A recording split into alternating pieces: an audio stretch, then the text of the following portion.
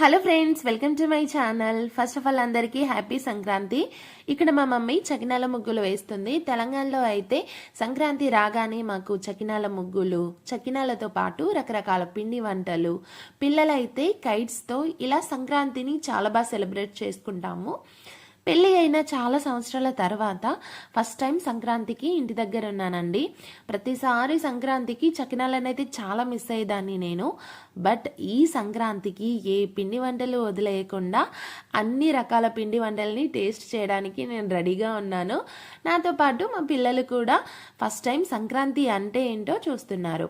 అమ్మమ్మల మమ్మీల టైంలో వాళ్ళు చిన్నగా ఉన్నప్పుడు ఎక్కువగా ఇలాంటి చకినాల ముగ్గులే వేసేవాళ్ళంట. చాలా పెద్దగా వాకిలి మొత్తం నిండిపోయేలా వేసేవాళ్ళు అన్నమాట. మనం చకినాలని 3 లైన్స్లో వేసుకుంటాం కదా, అలానే ముగ్గు కూడా 3 లైన్స్లో వేస్తారు కాబట్టి వీటిని చకినాలు ముగ్గులు అని అంటాం. మేము ముగ్గులు వేసి కలర్స్ వేసేటప్పటికి బియ్యం చక్కగా నానిపోతాయని మా మమ్మీ చకినాల కోసం 10 కిలోల బియ్యం అయితే నానేసింది. చకినాలని మనం తడిపిండితోనే వేసుకుంటాం కాబట్టి బియ్యాన్ని 1 గంట సేపు అయితే చక్కగా నానబెట్టాలి. మా మమ్మీ ఇలా ఒక 2-3 చకినాల ముగ్గులు అయితే వేసేసింది. దీని తర్వాత నేను మెల్లిగా కలర్స్ అయితే ఫిల్ చేసేసాను. కలర్స్ వేసుకున్న తర్వాత మా మమ్మీ ఆవు పేడతో గొబ్బెమ్మలు చేసి వాకిట్లో పెట్టింది. వీటితో పాటు రేగ్గాయలు, పువ్వులు, గరక, ఇంకా వడ్లు అలా పెట్టుకుంటారు. ముగ్గు ఎంత పెద్దగా వేసినా సరే గొబ్బెమ్మలు పెట్టుకుంటేనే మనకు సంక్రాంతి ఫీలింగ్ వస్తుంది.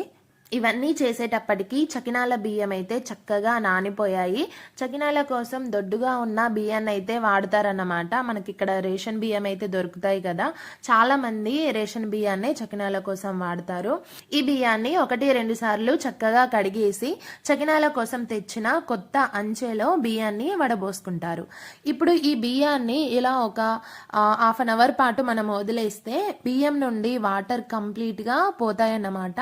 అప్పుడు మనం వీటిని గిర్ని పట్టించడానికి అంటే పిండి పట్టించడానికి మనకు అనుకూలంగా ఉంటుంది. ఇలా పిండిని పట్టించిన తర్వాత ఒక క్లాత్ లో ఈ పిండిని మొత్తం వేసేసుకొని వీటిలోకి కావలసినవన్నీ ఒకేసారి వేసేసుకోవాలి.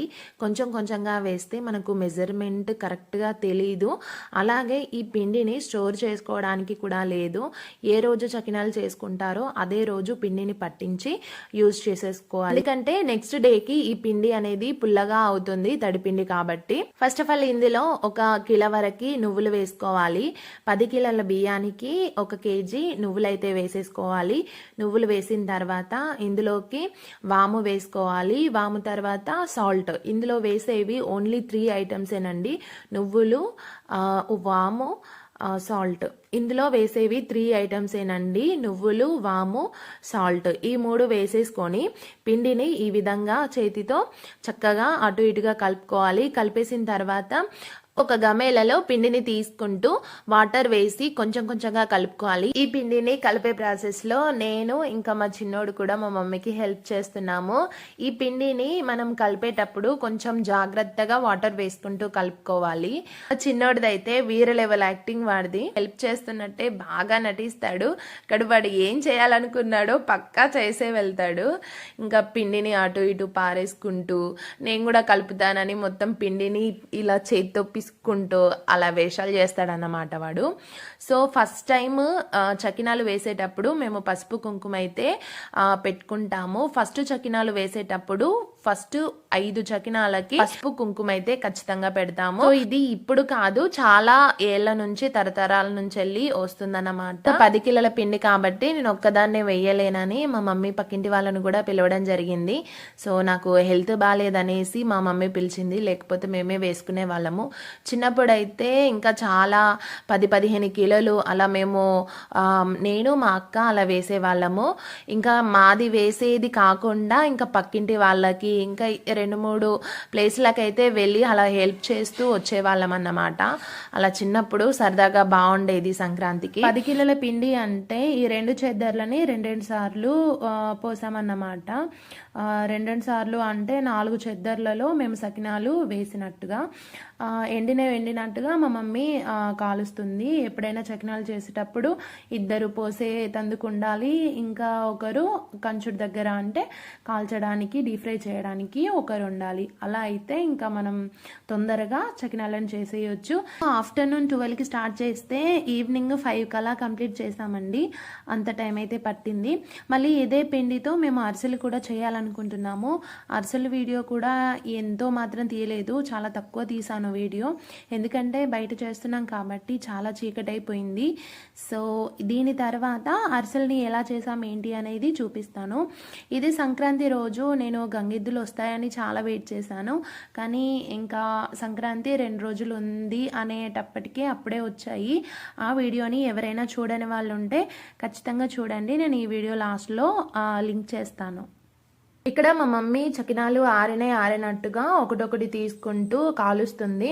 మనం చకినాలని వేసిన తర్వాత కంప్లీట్గా తడి ఆరనివ్వాలి. ఆరిన తర్వాత మనం డీప్ ఫ్రై అనేది చేయాలి. చకినాల గురించి మన తెలంగాణలో అయితే అందరికీ తెలుసు, మన ఆంధ్ర సైడ్ అయితే కొంతమందికి తెలియదు. అందుకని ఇంత డీటెయిల్గా చెప్పడం జరుగుతుంది. సో కాల్చినట్టుగా కొంచెం లైట్ బ్రౌన్ కలర్లోకి వచ్చిన తర్వాత మనం పక్కకి తీసేసుకోవాలి. పిండి వంటలు ఎక్కువ క్వాంటిటీతో చేసిన ఇలా పొయ్యి మీదనే చేస్తారండి. ఎందుకంటే ఈ కంచుడు అనేది కూడా చాలా పెద్దగా ఉంటుంది కాబట్టి స్టవ్ మీద చాలా ఎక్కువగా టైం పడుతుంది. అందుకని ఇలా చక్కగా పొయ్యి పెట్టుకొని చాలా ఫాస్ట్గా చేసేస్తారు. ఇవి కొంచెం లైట్ బ్రౌన్ కలర్ లోకి వచ్చిన తర్వాత తీసేసుకుంటారు.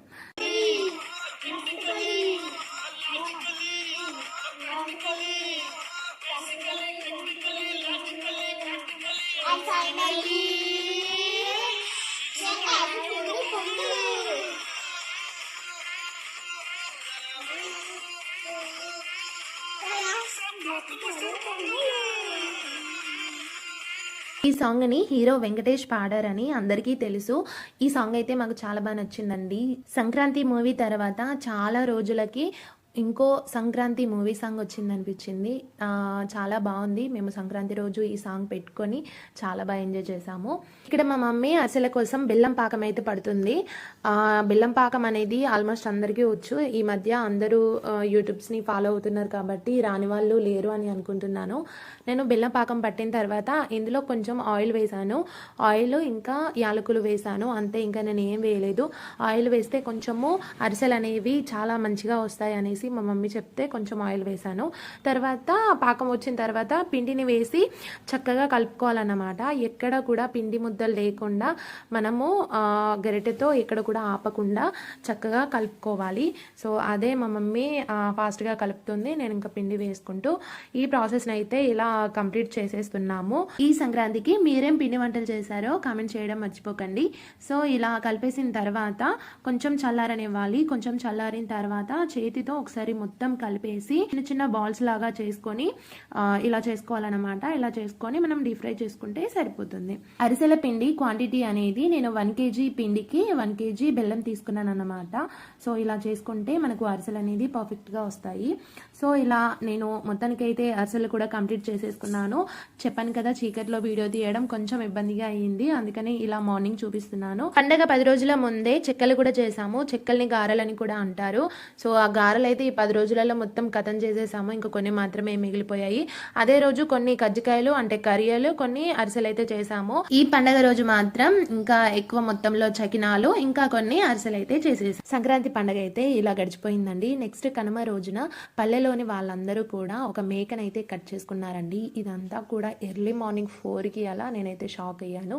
సో ఎవరి వారికి పాలు అయితే వేసుకున్నారు. ఒక్కొక్కరికి 1.5 kg మటన్ అలా వచ్చిందన్నమాట. ఈ మటన్ ని 2 సార్లు కడిగేసి ఇందులో కొంచెం సాల్ట్ వేసి ఒక 1/2 అవర్ అయితే మ్యారినేట్ చేశాను.